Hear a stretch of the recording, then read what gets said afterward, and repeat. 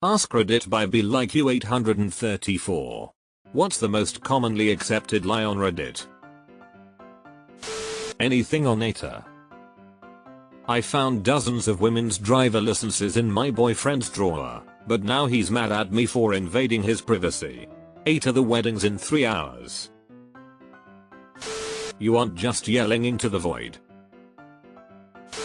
As someone with autism, PTSD, bipolar disorder, ADHD and AMP, OCD, I'd like to say I have all the symptoms, so not really live per se, but I suspect in most of the cases where people talk about their nasty significant other, you would be shocked to hear the other side of the story. There are so many examples of this where people's spouses respond to ATA posts to give context or their side of the story, that any of us know what we're talking about. Go into any subreddit dedicated to a subject you have an expertise in. Notice how shallow and incomplete yet confident they are. Realize this true for nearly every subject.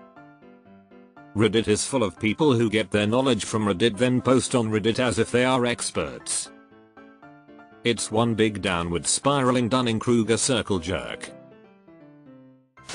That the men giving advice about women have actually been with a woman. My 11-year-old cousin is frequently giving advice in the relationship subreddit for fun as if he's a dating expert. He's never even kissed a girl. So keep that in mind if you go there for advice. That Reddit is an open forum for discussion and not an echo chamber which actively discourages even the most benign criticism. The karma system is a unique force for social engineering. A Pavlovian conditioning system which eventually creates a clone army of people with the exact same attitudes and the exact same opinions. Dissenters will be shot, with downvotes. That women only go for the same 10% of men, or whatever today's made up percent is, purely based on some online article a decade ago that didn't even show this. It's even worse than that. Dating experts claim that 20% of men date 80% of women, then assert that this distribution is an example of the Pareto principle, which states that for many outcomes, roughly 80% of consequences come from 20% of causes. What these people always forget is that the basis of the theory is Pareto himself realizing that 20% of his pea plants give 80% of the peas he harvested. He then actively looked for other iterations of this distribution, making him massively biased, until he discovered the smoking gun. 80% of the land in Italy is owned by 20% of the population. So yeah, it's all bullshit. That boomers are all rich assholes who bought their $1 million house for $5,000 in 1987. Also are people who knowingly and willingly did everything in their power to destroy the future so their children and grandchildren would suffer as they laughed all the way to the bank. That what we call AI is actual artificial intelligence and not recursive analytic output production algorithms that have no real intelligence behind them. Came here to say the same thing about recursive analytic output production algorithms. The cake. I have heard it is a lie. Every post, this whole site is a fiction. That poop knives do not exist. May the knife forever live in infamy. I just spat out my coffee.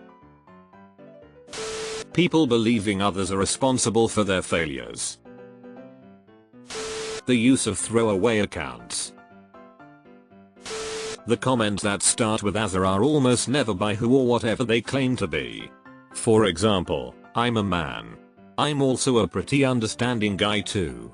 My god though, these "as a man" comments are always followed up by something a man would never say.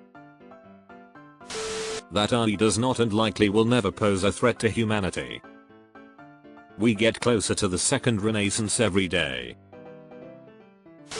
That downvotes are an effective means of correcting a factual error. Better than community notes. Although it was hilarious watching Nancy Mace get tagged twice in a row by community notes. Especially knowing how difficult it is to have a note gain visibility. I don't care about downvotes. Republicans are all evil and Democrats can do no wrong. It seems like political discourse here has gotten to that point.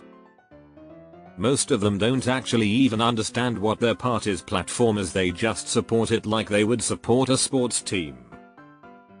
If one party or the other suddenly declared that people should have a right to throw their elderly relatives off bridges, an absurd number of partisans would be like, yes, of course it's our right.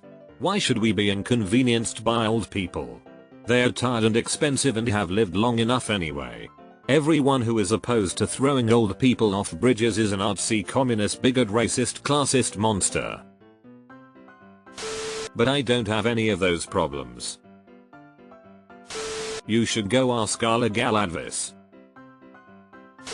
That everyone is poor and barely surviving. Age.